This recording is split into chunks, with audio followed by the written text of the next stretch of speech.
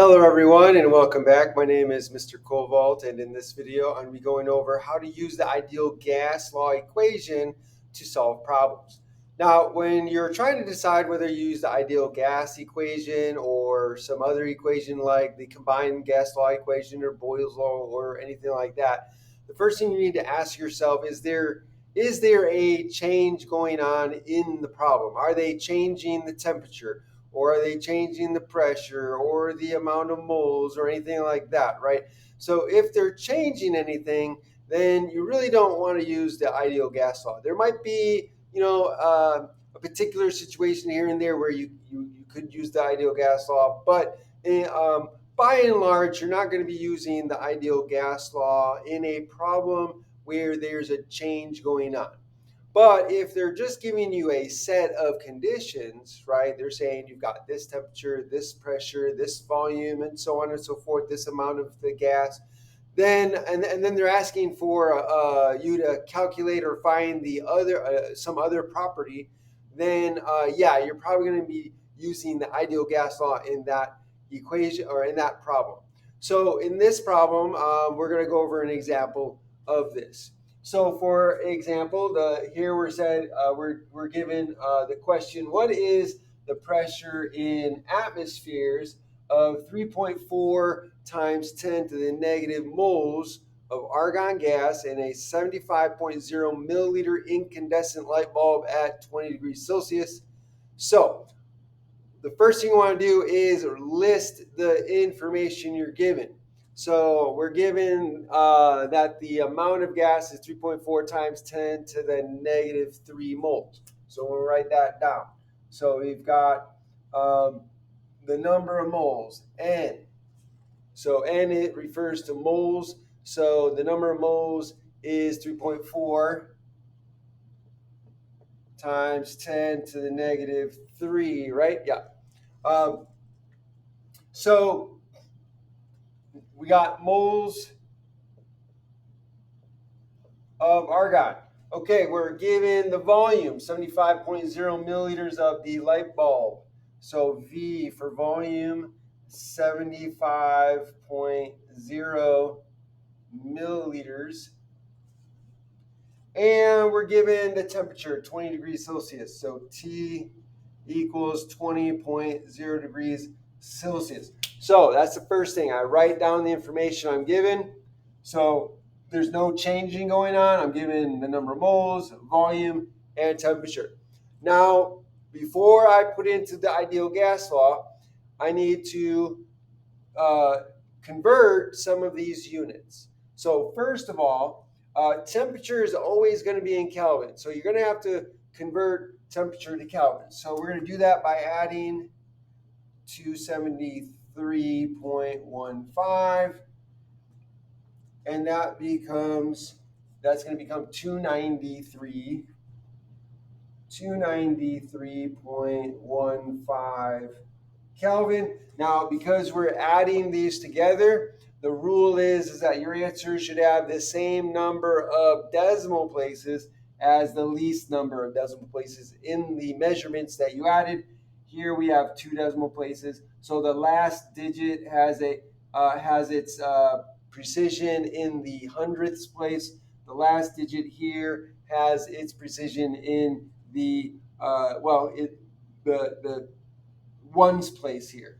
So in this case, if we put a decimal point here, right? So then that means, well, I guess we don't need a decimal point there, but the last digit is here, so we don't have any decimal places, so the precision would be in the ones place. So technically our last digit is at the ones place in our answer. So but I'm going to keep the 1.5 so that way when we do further calculations, we're not going to run into rounding errors. But when I figure out how many sig figs I keep in my final answer, it'll be nice to make sure I remember that this temperature ends at the 3 here. Okay, so now I've converted that. Volume is in milliliters. I need to convert that to liters. So I'm going to convert that by a conversion factor, right? So if I take 75.0 milliliters over 1. I can put 1 milliliter on the bottom. I know milli means 1/1000th or 10 to the negative 3. So 1 milliliter is 10 to the negative 3 liters. That's going to cancel out. Okay. And then I get liters as 0.0750 liters.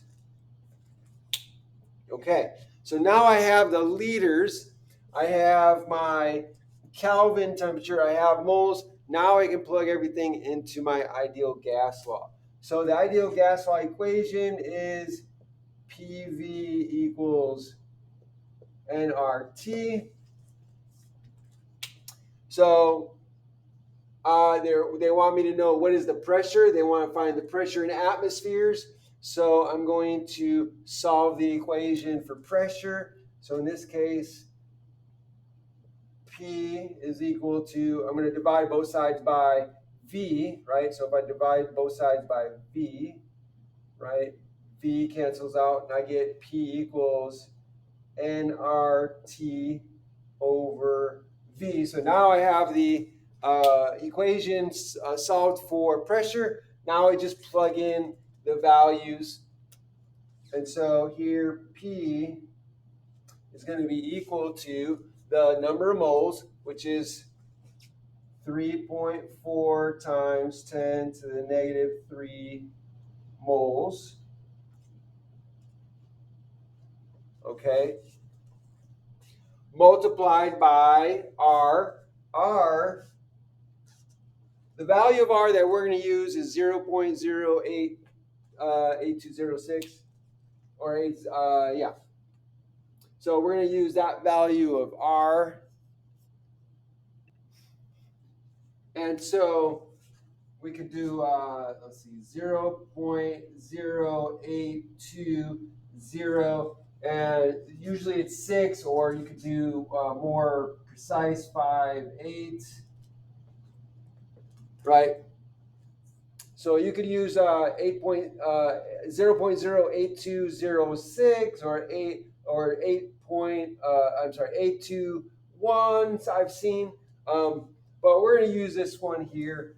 And the units, you should remember what the units are. Here, I'm going to erase this and bring this over so I don't run out of space. So P is equal to, again, 3.4 times 10 to the negative 3 moles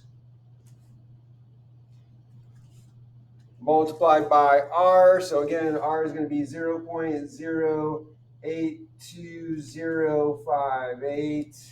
Let me make sure I got that right. Yes.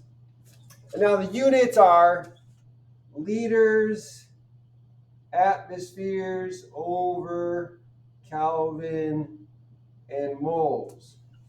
So Kelvin and moles on the bottom, liter and atmospheres on top. It's important to know the units to make sure that they cancel out. Now, depending on what units you use, right? So you might use millimeters of mercury, or your pressure could be in kilopascals or whatever. Depending on the unit of pressure that you use, this number will be different. So make sure that whatever value of K you use, you know what units you have here, because the units you have with the R value will determine what units you need in the information you're given, right? So here we have, so volume is in milliliters, right? We need to convert that to liters because we have liters here in our atmosphere, in our L value, right? So this has to be in moles because our value has moles, the mole unit in there. So we need to make sure that everything cancels out except for the unit we want. In this case, we want the unit of pressure. So we want to make sure that atmospheres is left. So liters and Kelvin and moles should cancel out. That's why we need our volume in liters moles for the amount N and temperature in Kelvin. So then we're going to multiply this by our temperature in Kelvin, which is 293.15 Kelvin. And again, a line under the 3 to help me remember that when I figure out how many sig figs I have, this number ends at the 3. And then we're going to divide this by the volume, and the volume is 0.0750 L. Okay. So I kept this 0 because it's significant, so that's why the 0 is there. Okay, so now I do my calculation. When I calculate, I find that the atmospheres is 1.1 atmospheres. So notice that, again, moles here. Moles is on top, moles is on the bottom. That cancels out. Kelvin is on top, Kelvin is on the bottom. That cancels out. Right here I have liters on top, liters on the bottom. That cancels out. The last thing I have is atmospheres. So atmospheres is the unit of pressure. So I did this right.